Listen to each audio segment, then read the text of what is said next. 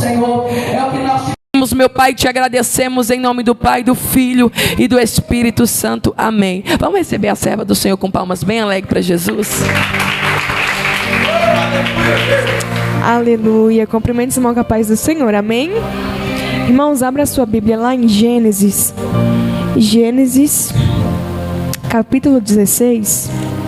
Quantos irmãos vão procurando, eu quero aqui agradecer ao Senhor por essa rica oportunidade. Quero louvar a Deus por mais uma vez poder estar aqui neste altar. É um grande privilégio para a minha vida. Louvar a Deus pelo círculo de oração que fez o convite. Que Deus continue abençoando a vida de vocês. Louvar a Deus pela minha liderança que sempre acreditou e apoiou meu ministério até aqui. Se não fosse por eles, nem aqui eu não estaria. Então eu agradeço demais a eles. E louvar a Deus pela vida de cada irmão que aqui está. Que nessa noite, assim como Deus tem falado comigo, que Ele possa continuar falando com a igreja. Gênesis 16, que vai dizer assim: Ora, Sarai, mulher de Abraão, não lhe dava filhos, e ela tinha uma serva egípcia, cujo nome era Agar. E disse Sarai a Abraão: Eis que o Senhor me tem impedido de dar à luz. Toma, pois, a minha serva, para que eu tenha filhos por meio dela. E ouviu Abraão a voz de Sarai. Agora pula lá para o capítulo 18. Capítulo 18, versículo 10. E disse: Certamente voltarei a ti daqui a 1 ano, e eis que Sara, tua mulher, terá um filho. E Sara escutava a porta da tenda que estava atrás dele. E eram Abraão e Sara já velhos e adiantados em idade. Já Sara havia cessado o costume das mulheres. Assim, pois, riu-se Sara consigo, dizendo: Terei ainda prazer depois de haver envelhecido, sendo também o meu senhor já velho? Versículo 15. E Sara negou, dizendo: Não me ri, porquanto temeu. E ele disse: Não digas isto, porque você riste. E você pode se assentar nessa noite?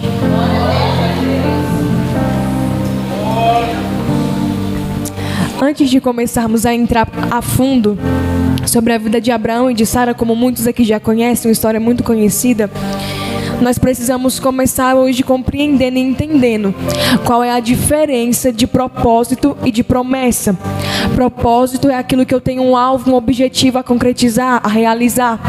Já uma promessa é uma visão daquilo que Deus quer realizar por intermédio da minha vida. Ou seja, uma promessa não é aquilo que eu escolho realizar, não é aquilo que eu escolho viver.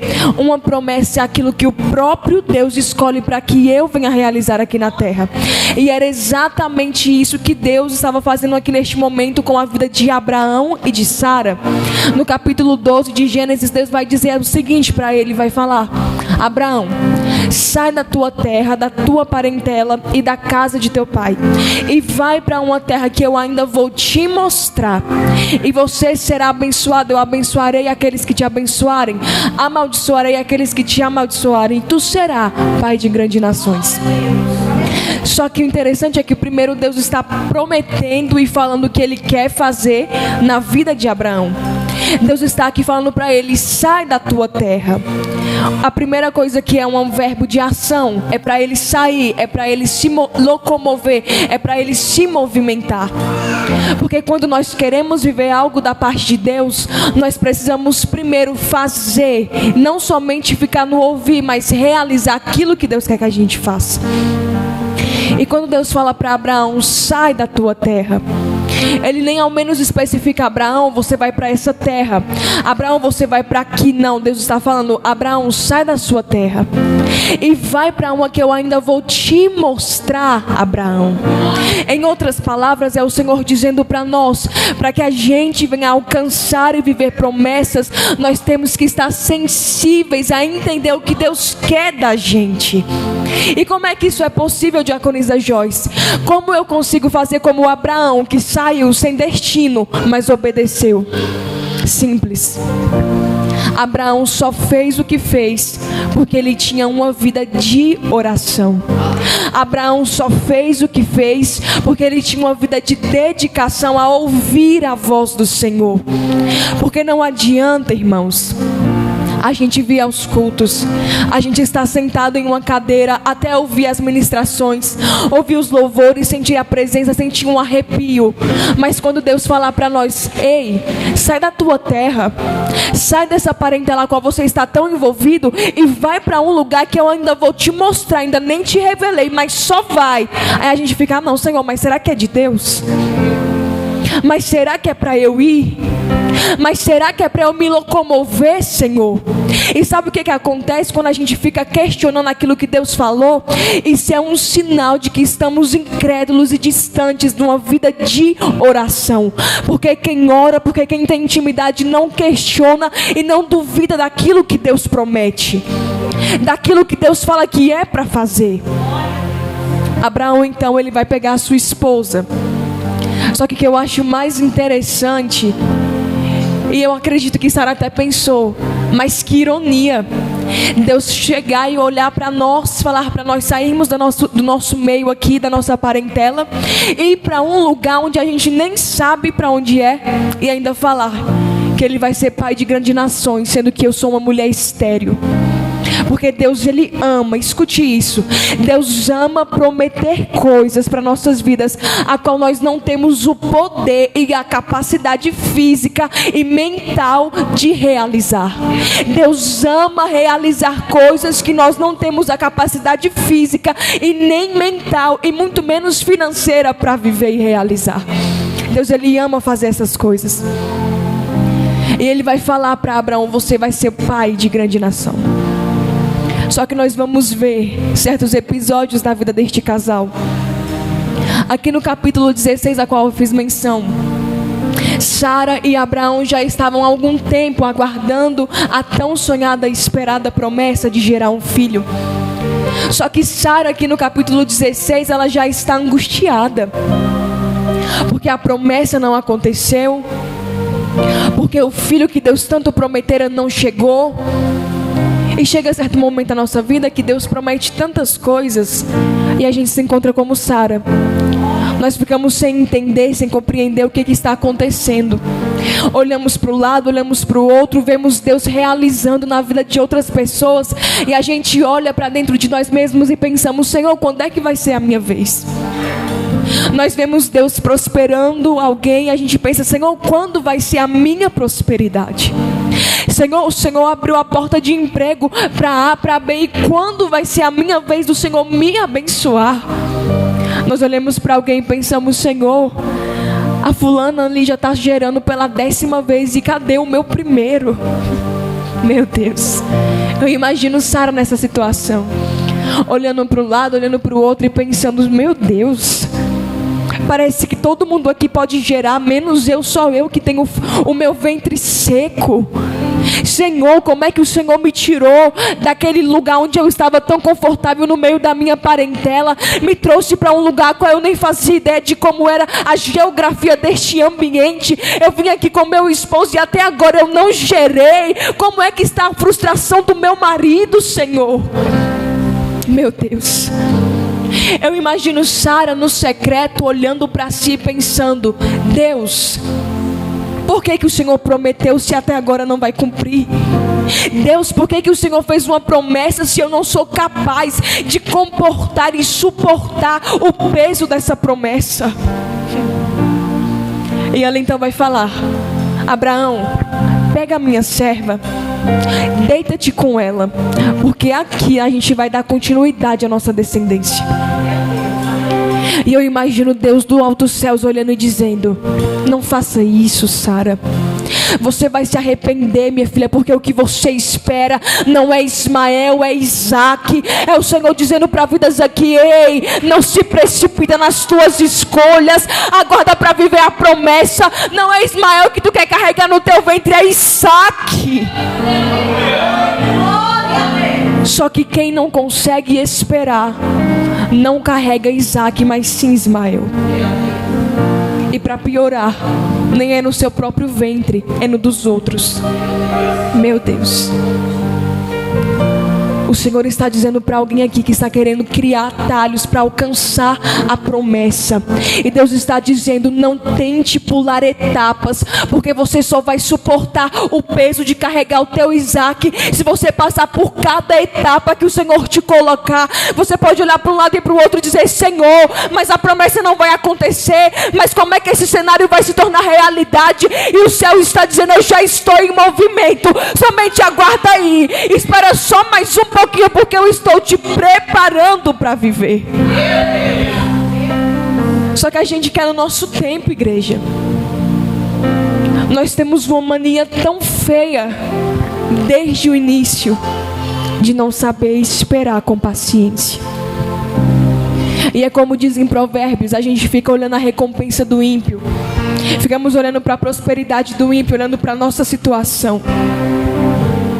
A gente fica se olhando e pensando: Deus, por que que o ímpio prospera e eu não? Por que que o ímpio tem e eu não tenho? Por que que é tão fácil para as pessoas que estão lá fora e para mim que estou aqui, Jesus, batalhando dia após dia? É tão difícil. E o Senhor está dizendo para nós hoje: é porque com eles é diferente. Sabe por quê? Porque com você, para você poder alcançar, você tem que passar pelas etapas. Porque se você não passar pelas etapas, você não vai ter gratidão e não vai saber, meu filho, guardar aquilo que eu entreguei. Lembra do filho pródigo? Recebeu a herança, o que que ele fez? Gastou dissolutamente, porque não tinha nem um pouco de estrutura para comportar aquilo que o pai lhe entregou. Em outras palavras, é o Senhor dizendo: para de olhar para a vida de um e de outro, não deixe o espírito da inveja dominar o teu coração, mas olha para você e fala: Senhor, eu aceito, Senhor, eu aceito viver o processo, eu aceito viver aquilo que o Senhor tem para a minha vida. Porque quem aceita, quem espera, não, no final de tudo não vai carregar Ismael, mas vai carregar o seu Isaac. E como é difícil suportar até que se chegue o Isaac. Meu Deus, como é difícil suportar os processos, os dias passando e você olhando para um lado e para o outro e pensando: Senhor, como é que eu vou conseguir? Como é que eu vou dar conta? Muitas vezes Satanás vem e ele lança setas na nossa mente, tentando nos paralisar de todas as formas, de todos os lados, tentando nos desanimar. Mas o Senhor me trouxe aqui para dizer para alguém que está desanimado das promessas: não desista daquilo que Deus já prometeu que realizaria. Se o Senhor prometeu, Ele vai realizar. Se o Senhor disse, Ele vai cumprir. Deus não é menino para brincar com os sentimentos de ninguém. Deus não é menino para brincar com aquilo que Ele fala. Se Ele fala, Ele sela, Ele cumpre. Então te prepara para viver as promessas, mas primeiro suporta o processo de segurar o teu Isaac. Meu Deus, como é difícil suportar o processo para segurar Isaac. Mas o Senhor está dizendo: se você esperar com paciência no Senhor, é esperar com paciência, é uma virtude. Só que se você não tiver paciência, você não vai viver. E não adianta tentar colocar a liderança contra a parede. Não adianta pedir para o pastor: pastor, ora no final do culto por mim, revela aí um negócio aí forte, entrega para mim. Não adianta. Deus não é menino, Deus não vai entregar nada para ninguém porque está querendo colocar contra a parede, igreja. Deus só vai entregar aquilo que a gente tanto espera da parte dele, quando ele vê em nós capacidade para suportar, para viver a excelência da promessa. Como é que Deus entrega Isaac se eu não estou tendo estrutura de suportar o momento da espera? Como é que Deus me entrega Isaac se eu estou tramando contra Deus e falando para Abraão: te deita com H para que venha a geração, para que a nossa geração venha prosperar e ter continuidade? Se Deus falou: Sara, você vai gerar, por que Sara está tramando contra? Por que Sara está se organizando ali, dizendo: H, vai lá se deitar com meu esposo? Se Deus falou claramente: Sara, você vai gerar. Por que Sara está ali? Abraão, te deita com Agar. Sabe o que é isso aqui? É um claro sinal de uma pessoa que está há muito tempo esperando e já não consegue mais confiar naquilo que Deus disse. E quando eu não confio, e quando eu não estou mais confiando no que Deus me falou, eu começo a preparar tramas, eu começo a preparar planos, não para que eu venha me sentir realizada, também pode ser que seja, mas principalmente para que os outros vejam como eu estou bem.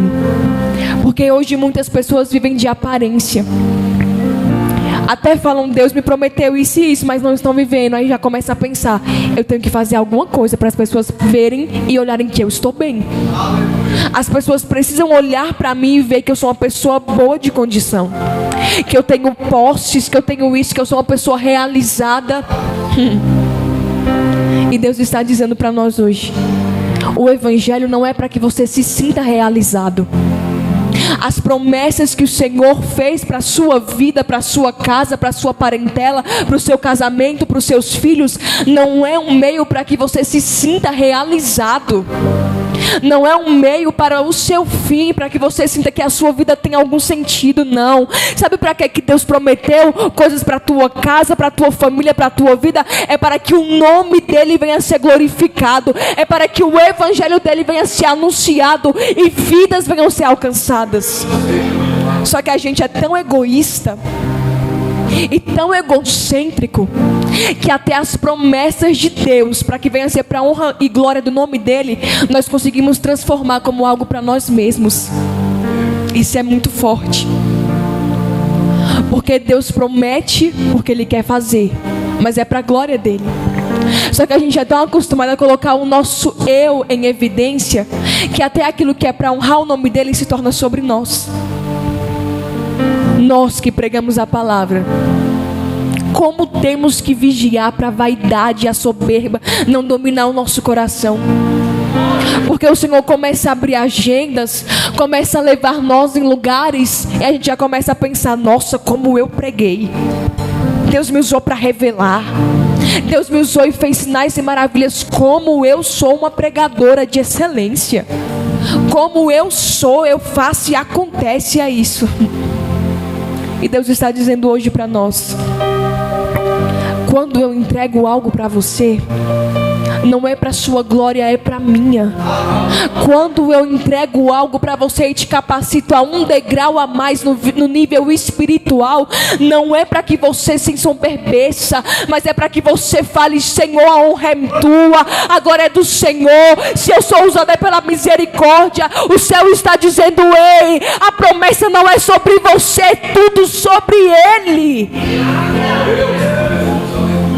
Isaac não era sobre Abraão, não era sobre Sara, mas era sobre Deus mostrando o quanto Ele pode fazer a estéril gerar. Meu Deus, nunca foi sobre os dois, mas era tudo sobre Ele. E ainda hoje o Senhor é poderoso para fazer estéril gerar. E então vamos correndo. Agora, no contexto aqui, Sara e Abraão estão aguardando agora um filho, a qual Agar que está gerando. E o menino vai se chamar Ismael. Só que não era bem isso que Deus queria para aqueles dois. E sabe o que é que vai acontecer? Eu acredito que em alguns momentos Sara olhava para aquele menino sendo amamentado, ali deitado no colo de Agar, e pensando, esse menino não é meu. Eu imagino Sara olhando e pensando, mas eu não sinto que isso é meu, porque eu não gerei essa promessa. Eu imagino Sara olhando consigo, vendo Agar e Abraão conversando sobre o menino e pensando, se sentindo desconexa daquilo ali que estava acontecendo, porque não havia sido ela que tinha gerado aquele menino. Sabe o que Deus está querendo dizer com isso? Quando você não tem paciência, e quando eu não tenho paciência, a gente até tenta criar um atalhozinho para viver. Só que a gente sabe o que é que Deus... Eu vou ser mais clara para você entender melhor. Sabe quando você se sente desconectado daquilo que você está vivendo agora, na sua vida atual? Você até trabalha, você tem algumas coisas, mas você olha para um lado e para o outro e se sente desconexo daquilo ali. Você não se sente realizado, você não se sente bem, parece que está sempre faltando alguma coisa. Sabe o que é isso? É porque você não está vivendo o centro da vontade de Deus. Todas as vezes que nós saímos do centro da vontade de Deus, nós nos sentimos constantemente desconexos com a nossa realidade atual. Todas as vezes que um homem, uma mulher sai do foco, do propósito de Deus, ele não se sente pertencente a nada. Nada está bom. Sempre tem um vazio, uma sombra. E nada nunca está bom. Porque estamos desconectados do propósito de Deus. E era exatamente assim que Sara estava. Tanto que Deus vai reafirmar novamente a promessa. Porque Deus não havia estado no meio disso. Deus não estava no meio disso, desse movimento de Agar com Abraão e Sara. Deus não estava no meio disso. Então Deus vai reafirmar novamente: Abraão, você vai ter um filho. Sara vai gerar no ano seguinte. Onde é que está Sara? Agora chegou o momento de Deus confrontar Sara. Deus vai falar: Abraão, cadê Sara, tua esposa? Abraão vai dizer: Sara está lá dentro da tenda. Chama ela, Abraão, chama ela aqui. Deus então vai falar: no ano seguinte, no tempo determinado, Sara irá gerar. E esse menino vai ser chamado Isaque. Esse menino vai ser chamado Isaque. No momento certo, no tempo determinado, essa mulher vai gerar. E Deus ainda dá meio que uma data. Vai ser no ano seguinte. Quando? Aí ele já não detalhou. Só que aí Sara já está o que? Naquele estado ali de amargura. Sara está esperando tem muito tempo. Não é um dia, não é 2 meses, não é 1 ano, não é 3, não é 10 anos. Segundo alguns estudiosos, é aproximadamente 25 anos de espera. É muito tempo, igreja. Quando Deus fala algo comigo, passa 1 ano, 2 anos, eu já fico agoniada. Imagine 25 anos. Passa no ano, entra ano, sai mês, entra mês. Olha fulano, olha ciclano gerando, aquilo acontecendo e nada na minha vida. Como é que não estava a mente de Sara? Como é que aquela mulher não se sentia sabendo do peso da promessa que estava sobre seu esposo? Imagina Sara acordando e olhando para o seu marido e pensando: ele vai ser pai de grandes nações e eu sou estéril. Ele vai ser um pai de grandes multidões, mas eu tenho uma falta, eu sou estéril. Imagina o que é você acordar todos os dias, se olhar e pensar: Deus, eu não posso gerar aquilo que o Senhor falou que a gente geraria. Imagina você chegar num momento, uma fase da sua vida, e você se olhar para dentro de si e pensar: Deus, eu não consigo gerar o que o Senhor prometeu. Só que Deus, ele é especialista em realizar milagres. E ele vai dizer para Sara: você vai gerar no ano seguinte. Só que Sara já está ferida pela espera. Sara já está angustiada por tanta espera e nada se acontecer, nada se realizar. Ela vai rir.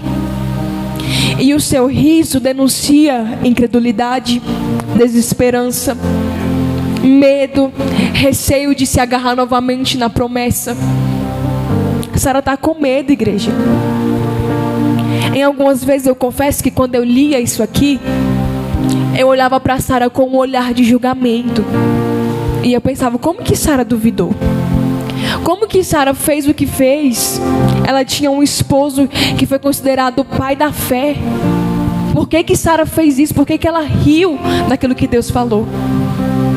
E o Senhor falou comigo: filha, quantas vezes você já não riu também do que eu falei para ti?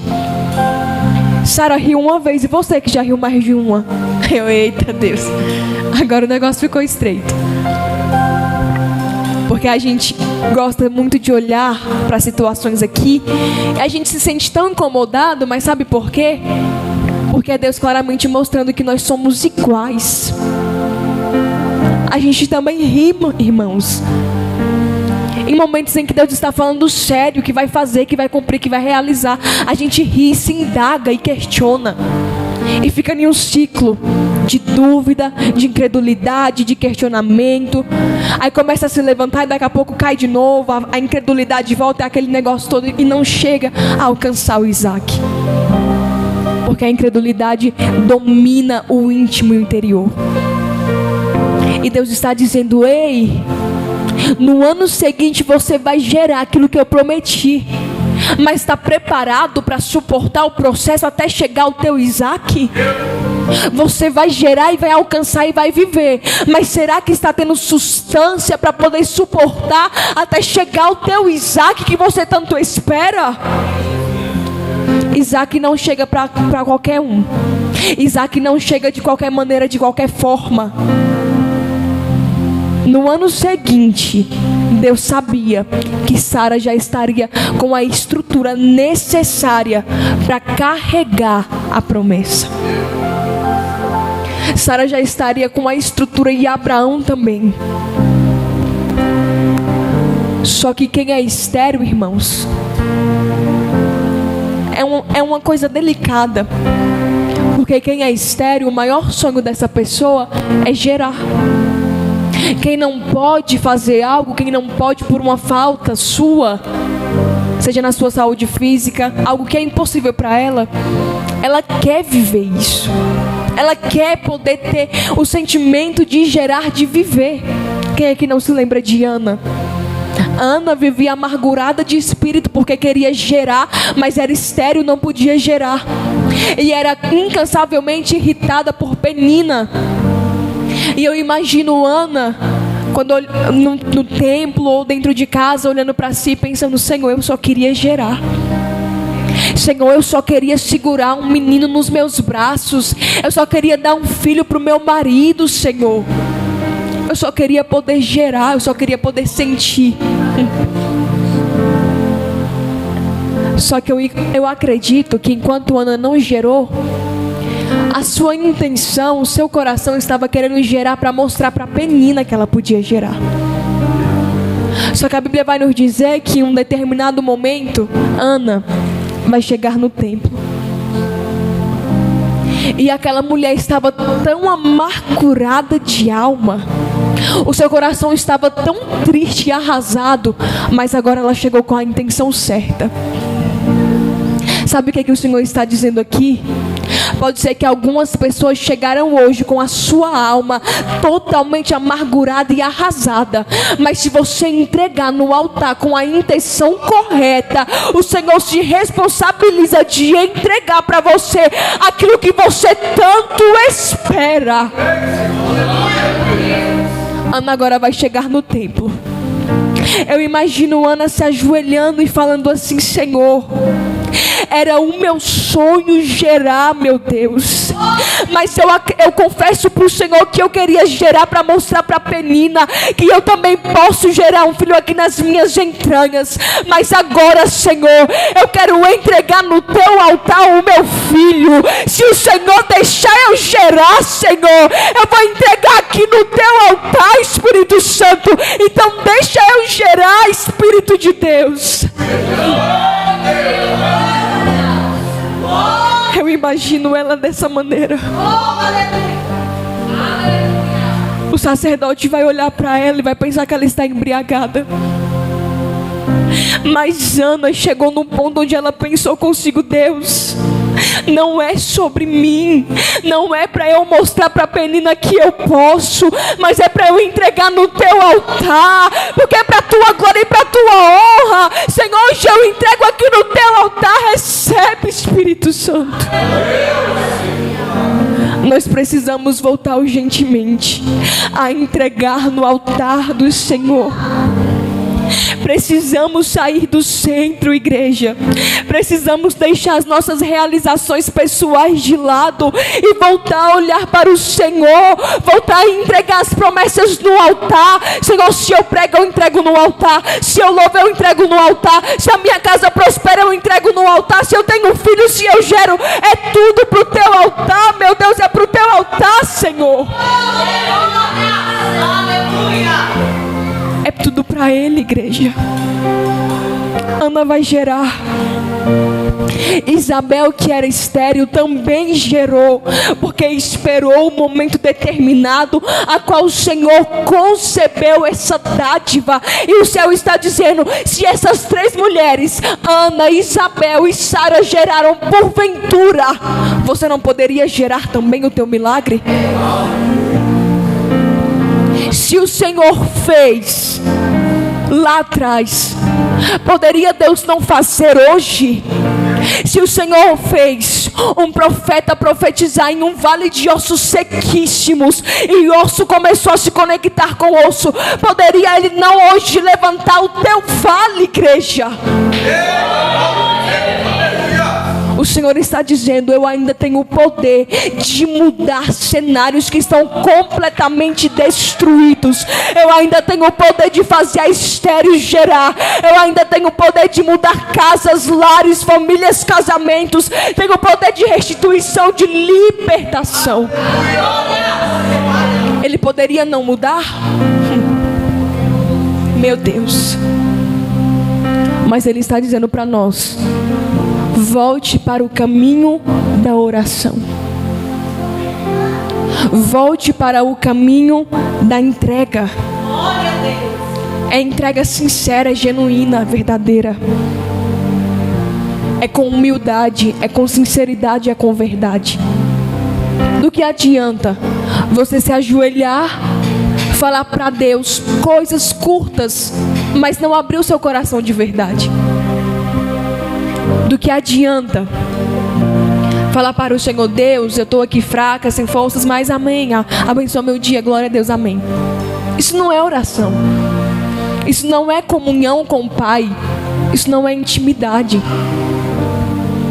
Deus está dizendo para nós hoje, para que nós possamos viver o que Sara viveu, porque depois de tantos processos, ela gerou seu Isaac. Ana, depois de tantos processos, gerou seu Samuel. Isabel, depois de tanta espera, gerou João Batista. E o Senhor está dizendo: você também está preparado para gerar? Mas tem que voltar para o caminho da oração. Tem que voltar para o caminho da fé. Porque quem não tem fé não agrada a Deus. E quem não tem fé não consegue esperar. E Deus está dizendo para nós hoje: você aguenta esperar mais um pouquinho para alcançar a tua promessa? Você aguenta suportar só mais um pouquinho de afrontas do inimigo para viver a promessa? Você aguenta viver só mais um pouquinho de nãos, de portas se fechando na tua cara, mas você está ali: Senhor, eu estou suportando porque eu vou viver a promessa. O Senhor está questionando: você aguenta esperar mais um pouquinho? O céu me questionou: você, Joyce, aguenta esperar mais um pouquinho para ver a tua casa do jeito que você tanto ora? O Senhor está dizendo hoje para nós: um posicionamento seu aqui hoje vai mudar toda a história da tua casa e da tua família. E agora vamos correr para o fim. Capítulo 21.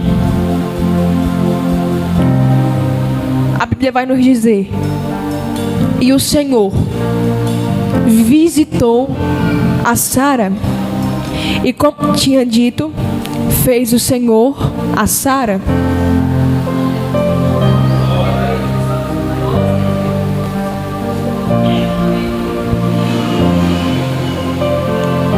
E concebeu Sara e deu a Abraão um filho na sua velhice, ao tempo determinado que Deus tinha lhe falado. E agora o verso 6. E disse Sara: Deus me deu motivo para rir. Todo aquele que o ouvir se rirá comigo. Eu acho isso aqui lindo demais, sabe por quê? Porque outrora Sara estava rindo, agora incrédula, desanimada, desacreditada, sem fé, sem esperança alguma.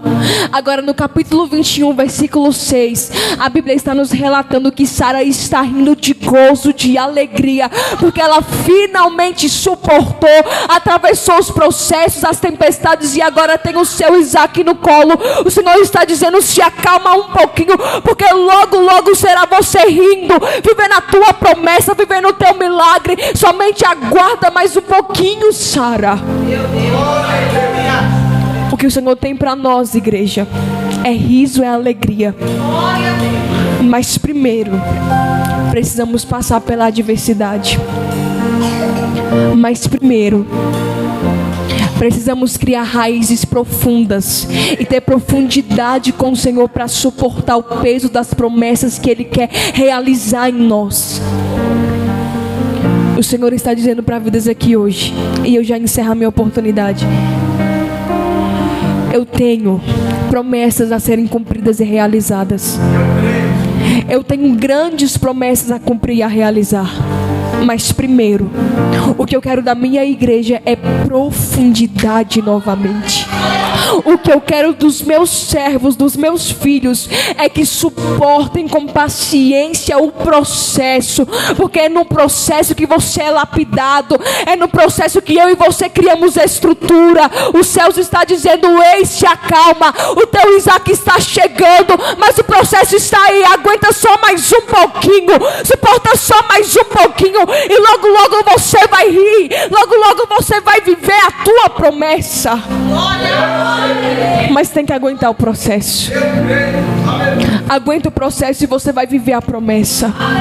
Suporta o processo e você vai viver como Sara e Abraão viveram a promessa. Você também vai viver. Se coloque de pé nessa noite. Glória a Deus, aleluia.